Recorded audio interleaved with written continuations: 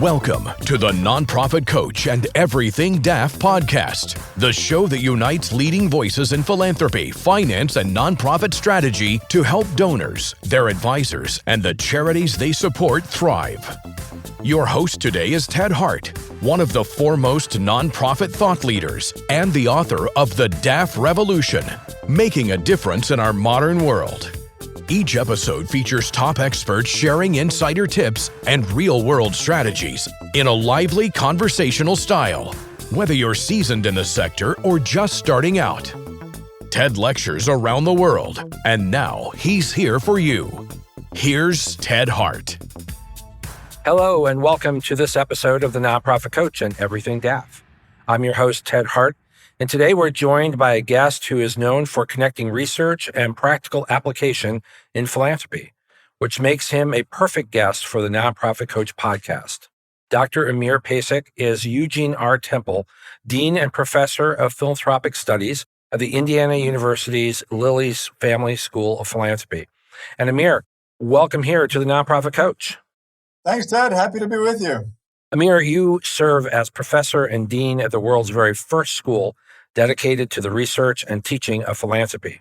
I know Gene Temple, and he's a pillar of philanthropy in the United States and around the world.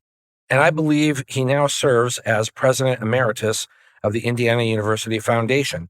I was wondering if you could help my listeners understand how profoundly important it is that we have a school of this type for American and global philanthropy. Well, thanks for having me, and thanks you for asking that really important question. I think it's wonderful to have this school because philanthropy is so vital to our individual lives and in building our society, and it has been studied and deliberated in a variety of different disciplines, always on the side, so to speak. And I think it is really gratifying that we have an institution that begins the process of inquiry by looking at philanthropy broadly understood as voluntary action for the public good, or just our innate, both innate and learned ability and desire to help each other. So I think it's really wonderful that we have a school so that people who are interested in this can devote all of their time on studying philanthropy. And of course, we believe that as people study it and generate knowledge about it, that it leads to the improvement of the practice as well. That's great. Well, because you have such access to incredible research and also the practical application of that research to philanthropy, what does research tell us is maybe the biggest misconception surrounding our topic of today, donor advised funds? And how does that misconception maybe likely impact the future of philanthropy?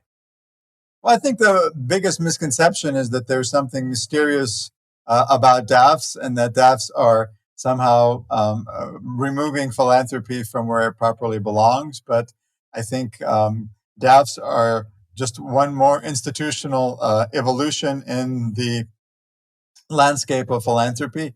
And it's important to understand them and to engage with them to fulfill our missions.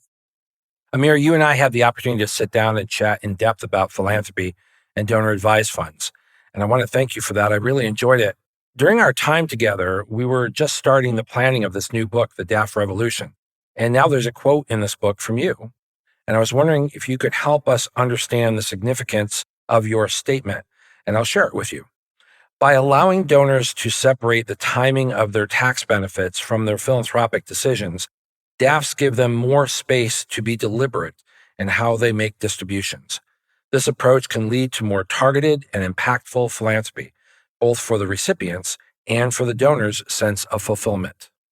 Yeah, so that sounded very clear. So I appreciate you editing that to sound clear. So I think it is, that's one of the differences that DAFs allows you to do, because people are often, confounded, if you will, that, I need to have my tax break, or I do want my tax break, but I also have these other sets of motivations in trying to make my gift and worrying about what does it mean for me, my family, what is the impact going to be like, what values that I have is it going to express. So, sometimes the tax consideration gets mixed up with all those other things. So for some people, and I'm not saying that it's the case in all situations, it's interesting to say, we're going to make our, tax budget decisions on one hand, and then, we'll have a parallel, or we have perhaps already decided what our priorities are, where we want to make an impact, and the tax comes after. So it separates that tax consideration. And as you know, in the field, we always have these very robust debates in terms of how important the tax incentive is for giving. So I think people don't primarily give because of the tax incentives, but the tax incentives do make a difference in terms of how much and how often and when people give as well. So it's really interesting to have this institution that's still relatively kind of new in human civilization that allows you to separate the tax consideration from all the other considerations that are kind of more intimate, if you will, for giving. What is so different? In the book, obviously, we're making the case that donor-advised funds are a revolution in philanthropy and are a very different way for people to give and carry out a lot of different opportunities, particularly for maybe those who are not super wealthy. What is it about donor-advised funds that's revolutionary?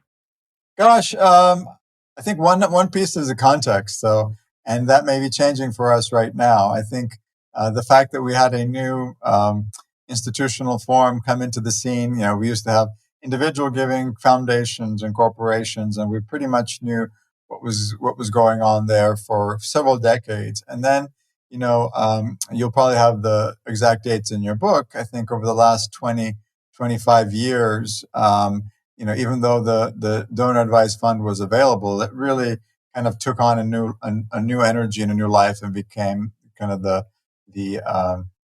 widespread phenomenon that we know it is today. Is that it's against the background of so little institutional change in our sector. I think that's what also makes it seem quite revolutionary.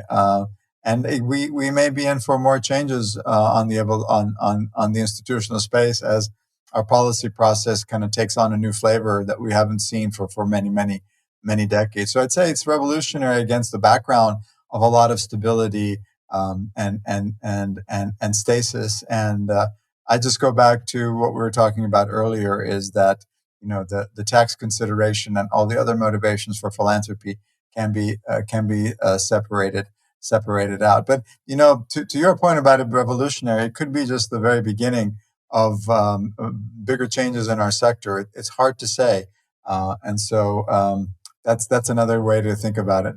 What are you seeing on the horizon, and what has you wondering if even bigger changes are around the corner? Well, I don't see anything concrete, and what I am thinking about is from the perspective of the university, right? That we have, our role really would be to imagine alternative ways of regulating, of governing ourselves in civil society. And right now, we see a lot of people coming up with critiques of the way we're organized. They talk about the nonprofit industrial complex. They wonder if it's over bureaucratized on the one hand. On the other hand, all the duplication that they see.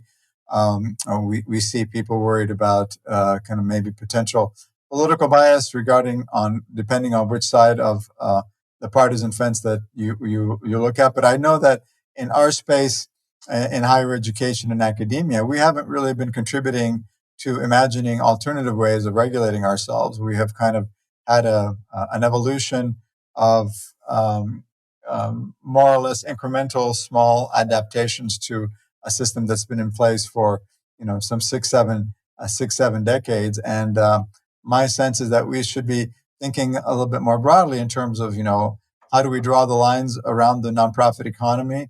How large should our nonprofit sector be? What's included? What shouldn't be included? What are some alternative ways of governing that space? The last time we had a big, deep conversation about that was in the Filer Commission, and there's some that began the consciousness of the independent sector and some really important research.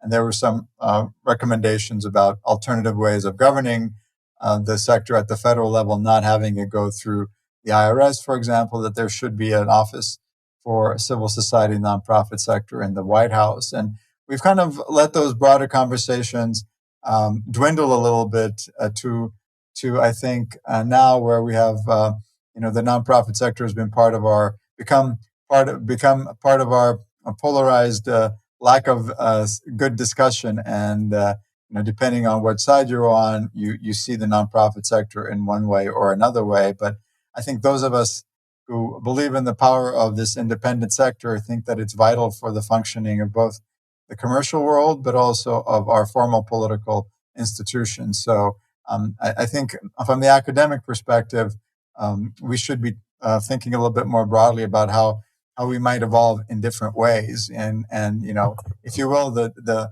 DAF has been one of the singular revolutions, and it's relatively a modest one. It's kind of a hybrid of something we already have. But as you see in proposals that are out there, people are suggesting that we need much bigger, more radical change. Let's shift gears just a little bit, Amir. You wrote an endorsement for a book called The Generosity Crisis, authored by Brian Crimmins, Nathan Sheppel, and Michael Ashley. In that book, they say that over $1 trillion is sitting idle in private foundations, while at least $150 billion is stored in donor-advised funds. And those figures now have moved on to look more like $1.6 trillion in private foundations and $250 billion in donor-advised funds. But are these figures indicative of generosity crisis, or does it tell us something else? I don't know. I think it's it's a really important debate to be had in terms of, at what point and with what pace do you think it's appropriate to have money flow into the sector? And I think there are legitimately different kinds of conversations to be had. We know some things for certain in terms of some of the research that has been done at the Lilly Family School of Philanthropy to the effect that fewer American households are giving, and so that's something of a different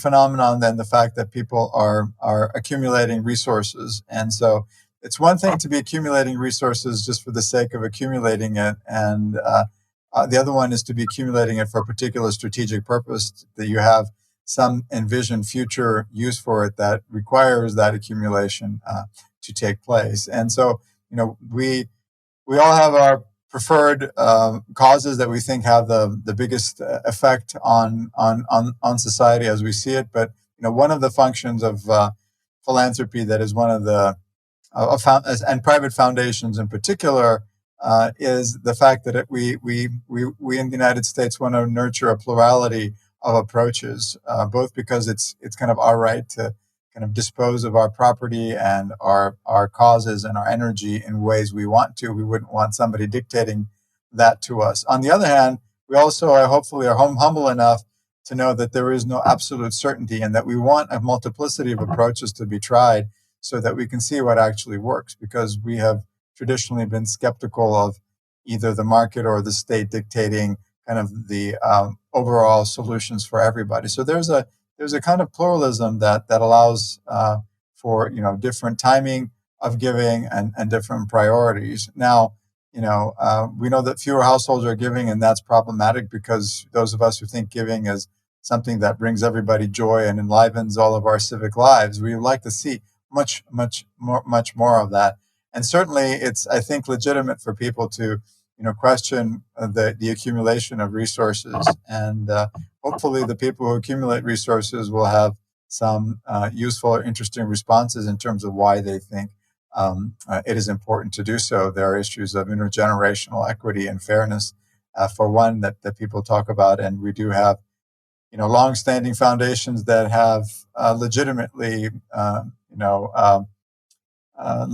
committed to being around in perpetuity, and attitudes toward that do change over time. And I'm not surprised that we have particular urgency in terms of those conversations, because we do have kind of a deeply polarized situation here in the United States and around the world, where the scope of the civil sector is being questioned, and we are kind of renegotiating the way that the independent sector and the state relate to each other, not only here in the United States, but in many countries around the world. It's a big, important topic. Certainly, as you say, there's lots of debate. We're going to take a quick break, Amir, and when we come back, I want to explore a really important topic that we discussed when we sat down, and we'll be right back. If you're enjoying this conversation and want to learn more, the DAF Revolution is your practical guide to turning donor-advised funds into real impact. Packed with insights from over 120 experts, including today's guest, it covers philanthropy, finance, law, nonprofits, and technology. Get the DAF Revolution now on Amazon or wherever you buy your favorite books.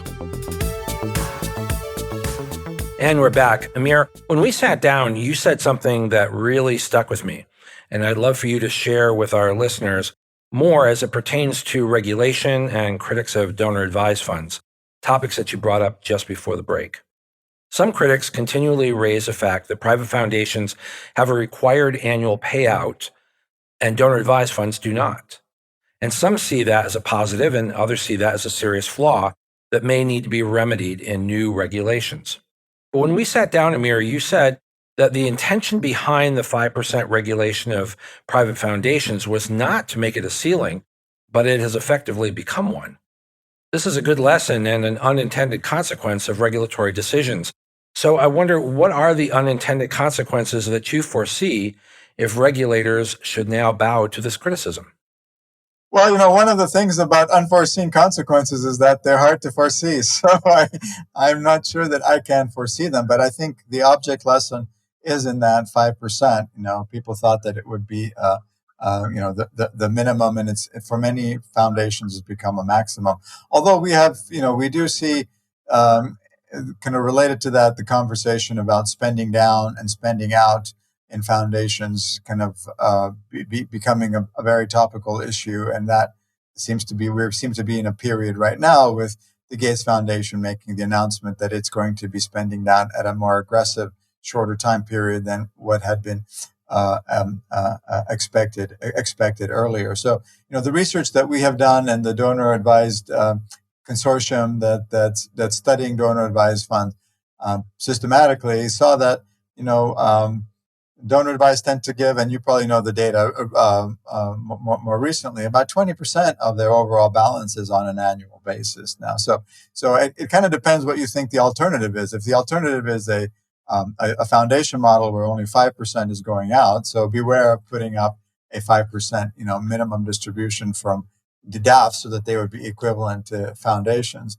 But on the other hand, if you're counterfactual, as they would say, is that all that money would directly go to nonprofits right away, then you're saying, well, there is kind of a intermediary situation going on where the money is not flowing as quickly as it might have in some alternative scenarios through donor advised funds. But I think regulatory debates are legitimate because ultimately foundations, donor advised funds, and other given vehicles are creatures of regulation, and they don't come to us, kind of mysteriously and are not laws of nature. They are things that we have created, and we can adjust those as we go forward. And I think we have seen some important regulatory decisions being changed in the big beautiful bill, and in earlier versions of that we saw recommendations that there be a much higher excise tax on foundations as well. So there is a kind of a ferment of policy discussion right now, and I don't expect that to end anytime soon. So I think the beware of unintended consequences is especially important, because when we see the quick pace at which some of these big changes are being made, it's hard to imagine that all of the potential scenarios of what might happen if such and such assumptions don't or do hold true. It's hard to imagine them being fully thought through systematically. You also reflected on the importance of local philanthropy. When we sat down, you said that while the ease of use provided by large national DAF providers has contributed to their growth, sometimes it overshadows the deeper, more engaged alternatives with local community foundations or nonprofits. This convenience is often at the expense of more personalized, community-focused experience. Can you help us understand your thoughts on the different types of DAF sponsors and maybe the values of one or all? Well, I think there's a lot of innovation in the DAF sector that I'm not fully on top of, and the research is trying to understand. So cryptocurrencies, various other kind of providers who create different communities to serve different people, and we know that there are now large providers that create no minimum, so it's not really a requirement that you be a wealthy person to benefit from DAFs.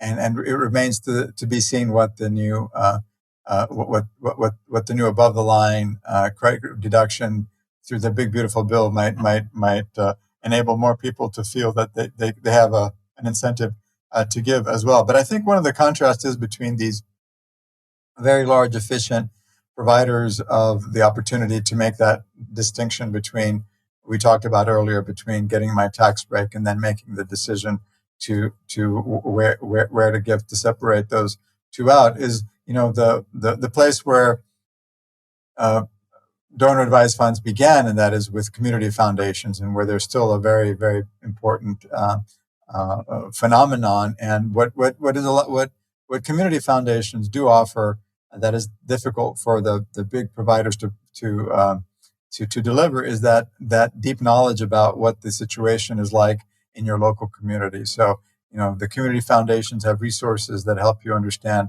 what is salient in my community, what are the needs, what are the opportunities in my community, and I can engage with the community foundation that may not have the kind of the whiz-bang website that a big commercial provider has that is super efficient and kind of emulates the experience you get at a kind of an Amazon or an online kind of online commercial provider.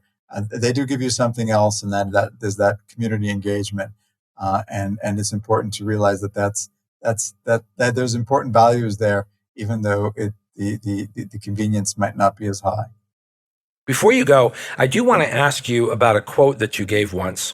And one of the reasons I want to ask you is because it speaks directly to Chapter 1 of the DAF Revolution, which is entitled Ancient Giving to Modern Generosity. You once said that you believe that generosity, caring for each other, and giving is such a fundamental part of the human condition, fundamental part of society, that they deserve a lot more research and a lot more discussion than they are getting from conventional disciplines. What's the topic that you'd most like to research?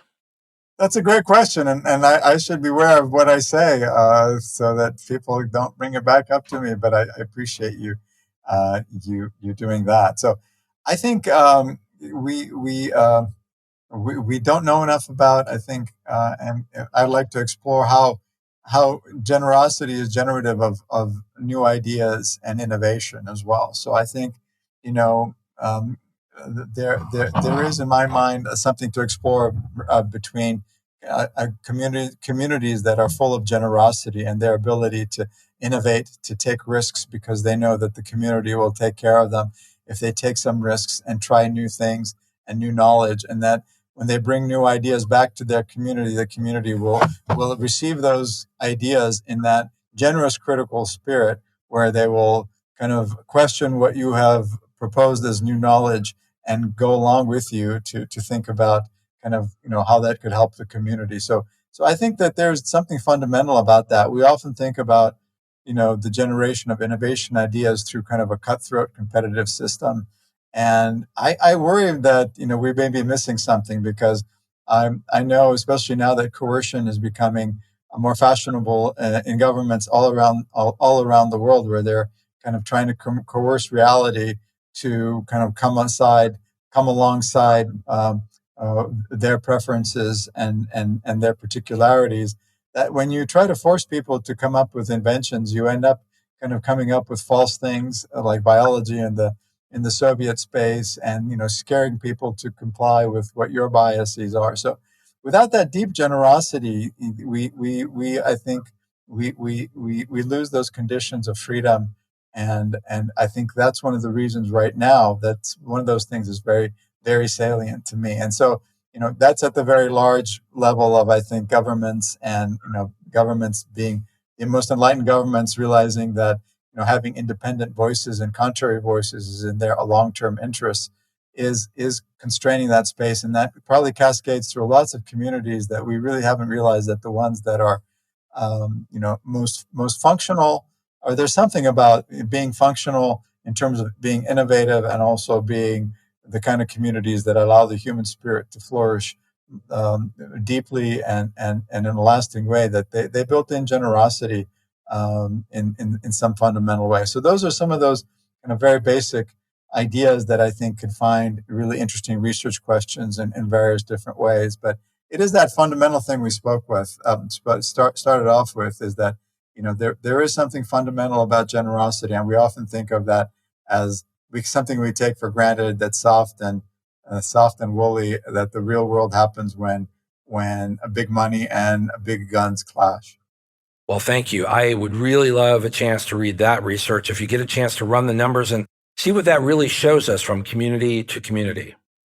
Amir, thank you so much for this thoughtful, engaging conversation, and thank you for your support of the DAF revolution.